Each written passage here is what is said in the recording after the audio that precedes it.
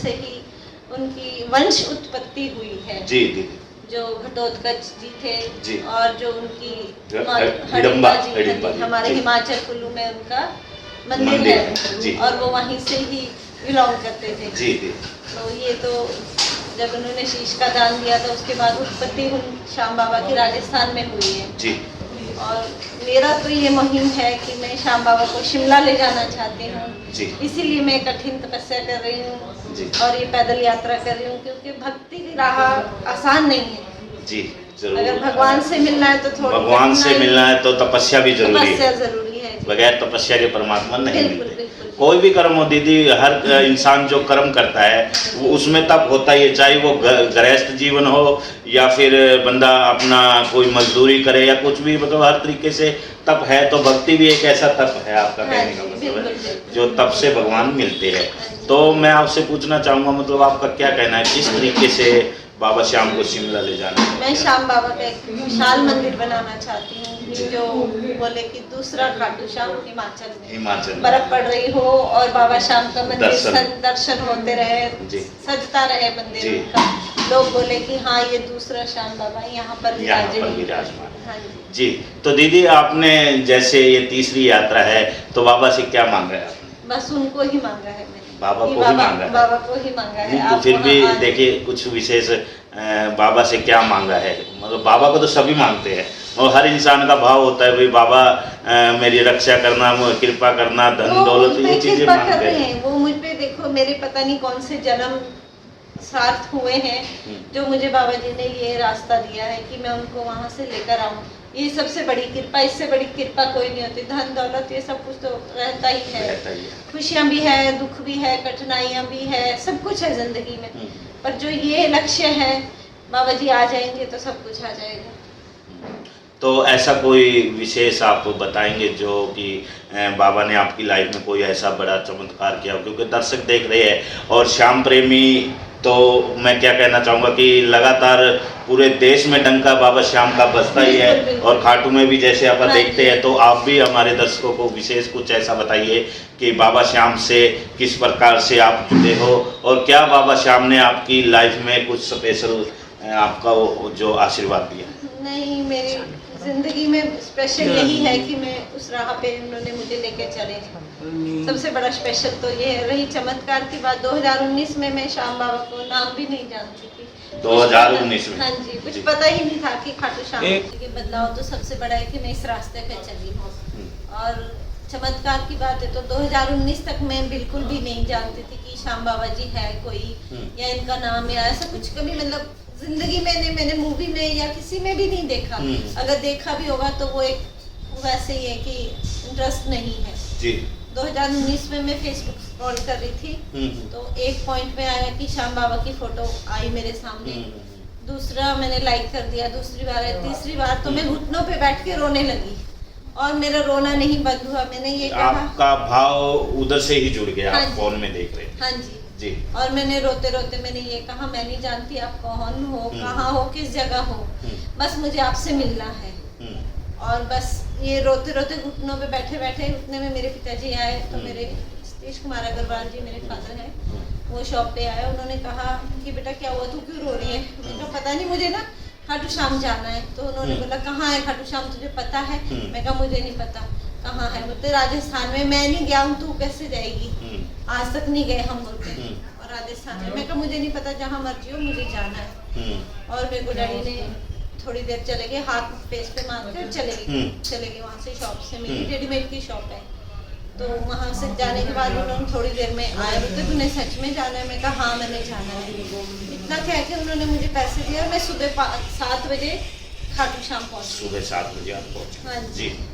ये कृपा रही, दर्शन किए। तो आप फर्स्ट टाइम गए हो, वहाँ का एक्सपीरियंस बताए। जैसे कि हमने सुना है कि दरबार में बाबा के सामने जाते ही बंदा मंद मुक्त, वो क्या बोलते हैं, हाँ मंत्र मुक्त हो जाता है।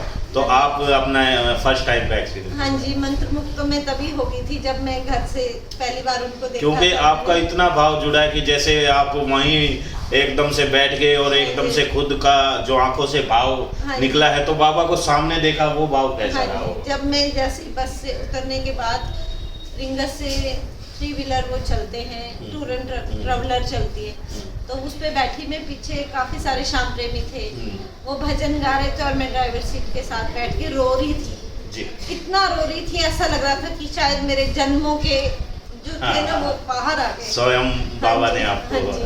पुकारा है। क्योंकि मेरे जन्मों के पता नहीं कौन से जन्मों से किसी की मेमोरी चली जाती है जी। ना, और वो कई समय बाद वापस आती, तो वो भाव थे मेरे।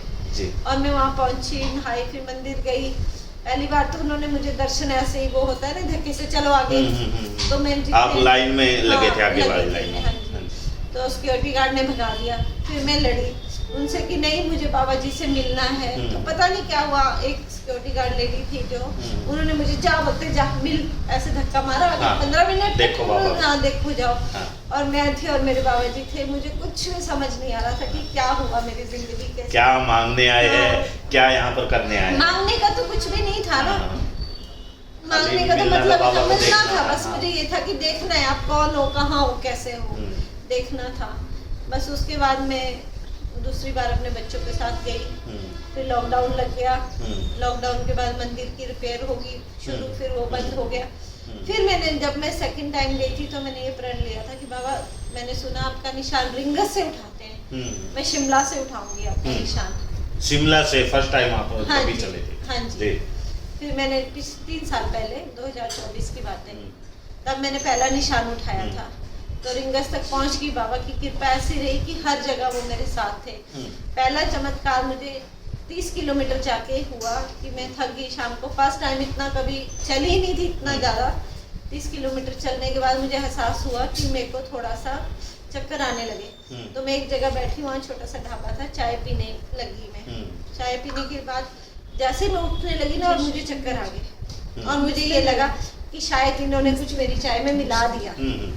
बट मैंने बाबा को बोला, मैं कहा बाबा आप विचलित नहीं कर सकते, पहला दिन है और आप विचलित कर रहे हो मुझे।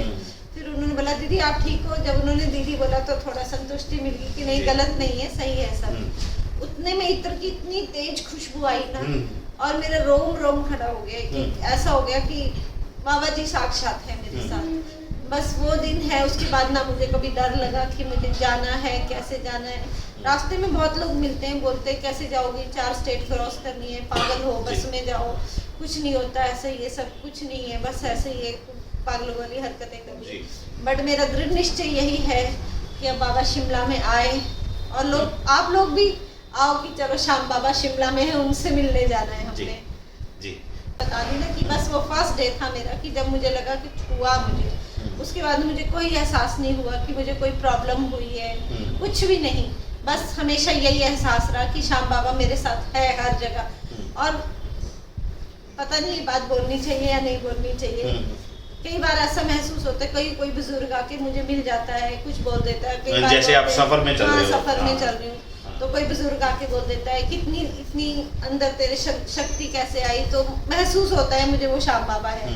मुझसे जैसे वो बात कर देते हैं, अभी भी मिले थे मुझे पंचकूला के पास एक बुजुर्ग, तो उन्होंने मुझसे कहा कहाँ से तेरे अंदर इतनी हिम्मत आती, तो हर बार चल पड़ती है।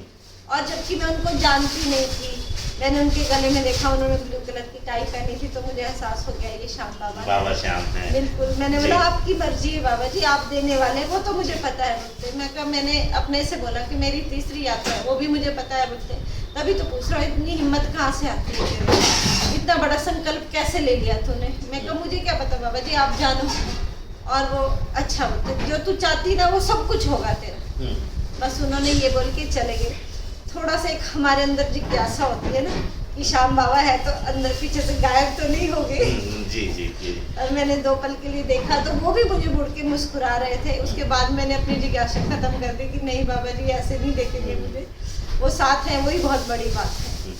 तो दीदी मैं तो यही कहना के तौर पे आप चल रहे हैं। मैंने सब खत्म कर दिया अपनी जिंदगी से कि मेरे पाँव में छाले हैं या कुछ हो रहा है, दुख तकलीफ है, कुछ नहीं। वो मेरे लिए वही है कि हारे का सहारा बाबा श्याम हमारा का। तो साथियों जैसा कि आपने सुन लिया है, हारे का सहारा बाबा श्याम हमारा। तो दीदी आप क्या कहना चाहेंगे, जो श्याम प्रेमी इस वीडियो को देख रहे हैं उनको क्या संदेश देना चाहेंगे? सबसे बड़ा यही संदेश है कि बाबा का कलयुग में अवतार होगा, तभी हो पाएगा कि जिस दिन हर घर में शाम होगा, हर मंदिर में शाम होगा, जी। उसके लिए हम सबको मिलकर करना पड़ेगा। श्याम बाबा को भी एक कष्ट है जिंदगी में जी। कि उन्होंने शीश का दान तो दे दिया था, पर अभी भी वो अपने धड़ से अलग है। जब तक पूरा कलयुग हो जाएगा, जिस दिन कृष्ण भगवान जी ने इनको कहा था कि जब कलयुग में तू हर घर में पूजा जाएगा, उस दिन मैं आऊंगा तुझसे मिलने के लिए और तू उस दिन स्वरूप में आ जाएगा। हम लोग तो अपना देखते हैं, उनका कष्ट कोई नहीं देखता है। उनको भी तो कष्ट है ना। मेरी फैमिली में मेरी 2 बेटियां हैं और हस्बैंड को गुजरे हुए 15 साल हो गए और जी। हम परिवार में 3 हैं। जी। बस। आपकी 2 बेटियां हैं, हाँ जी, आप है, हाँ जी। बाकी बाबा श्याम। बाबा श्याम तो हमेशा ही सबसे बड़ी बात वो है। तो है ही। जी, अपना कोई विशेष संदेश है भक्तों के लिए? बस यही है कि सदा श्याम बाबा के लिए सोचो और उनके नक्शे कदम पे चलेंगे हम। उन्होंने भी अपनी जिंदगी में बहुत कुछ त्यागा है, अपने माँ बाप को त्यागा। 14 साल की उम्र में उन्होंने अपना शीश दान कर दिया। हमें भी हिंदू धर्म को लेके आगे बढ़ते रहना चाहिए और जय श्री राम। आज आप